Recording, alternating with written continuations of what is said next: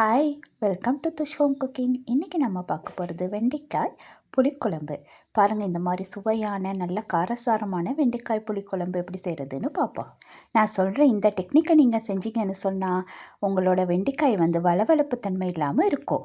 அதுக்கு முதல்ல தாச்சோன்னு அடுப்பில் வச்சு லேசாக எண்ணெய் கொஞ்சம் ஸ்ப்ரே பண்ணிவிட்டு நம்ம வெட்டி வச்சுருக்கிற வெண்டைக்காய் அதுக்குள்ளே போட்டு இந்த மாதிரி லேசாக அதுலேயே கொஞ்சம் பரட்டி பரட்டி எடுக்கணும். அப்படி எடுக்கும்போது அதோட வளவளப்பு தன்மை நல்லாவே குறைஞ்சிரும். அதுக்கப்புறம் ஒரு பாத்திரத்தை அடுப்பில் வச்சுட்டு அதுக்குள்ளே தேவையான அளவு எண்ணெய் விட்டு கடுகு, வெந்தயம், உளுத்தம் பருப்பு போட்டு பொரிஞ்சதோ அதுக்குள்ளே நம்ம சின்னதாக வெட்டி வச்சுருக்கிற சின்ன வெங்காயம், கருவேப்பிலை, அதோட வெள்ளைப்பூடு 4 நல்லா தட்டி போட்டு நல்லா வதக்கி எடுக்கணும். இப்போ பாருங்கள், நம்மளோட வெண்டைக்காய் இந்த அளவுக்கு வதங்கி வந்துச்சுன்னா போதும். மண் பாத்திரத்தில் நம்மளோட தாளிப்பு ரெடி ஆனதோ அதுக்குள்ளே 1 தேக்கரண்டி அளவுக்கு மிளகாய்த்தூள், 1 தேக்கரண்டி மசாலாத்தூள், அதோட 1/2 தேக்கரண்டி மஞ்சள் தூள் போட்டு நல்லா அதை அந்த எண்ணெயிலேயே பரட்டி விடணும்.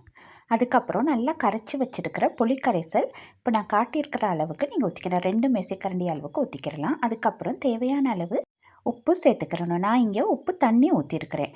1 தேக்கரண்டி அளவுக்கு உப்பு தண்ணி சேர்த்துருக்கேன். அதையும் சேர்த்து நல்லா எல்லாமே நல்லா கொதித்து வர அளவுக்கு அடுப்பில் அப்படியே கொதிக்க விடணும். அதுக்கப்புறம் கொதித்து வந்ததுக்கப்புறம் நம்ம பரட்டி வச்சுருக்கிற வெண்டைக்காய் அதில் போட்டு நல்லா அதில் வேக விடணும். பாருங்கள், வெண்டைக்காய் போட்ட உடனே அந்த வலுவலுன்னு இருக்கிற தன்மை உங்களுக்கு இல்லவே இல்லை. அப்போ வெண்டைக்காய் நல்லா வெந்து ரொம்ப டேஸ்டியாக இருக்கும். நம்ம எண்ணெயில் போட்டு முழுக்க பொரிக்காமல் இந்த மாதிரி செய்கிற நேரம் எண்ணெயோட பாவனையும் குறைவாக இருக்குது. அதுக்கப்புறம் அதுக்குள்ளே நம்ம கெட்டி பால் கொஞ்சம் சேர்த்துக்கிறதுக்கு நான் இன்றைக்கி பவுடர் பால் தான் சேர்த்துக்கிட்டேன். இல்லாட்டி நீங்கள் முதலாம் பால், கெட்டி பால் சேர்த்துக்கலாம். அதையும் சேர்த்து பரட்டி விட்டுட்டு நம்ம வெட்டி வச்சுருக்கிற தக்காளியையும் அதோடு சேர்த்துக்கிறணும்.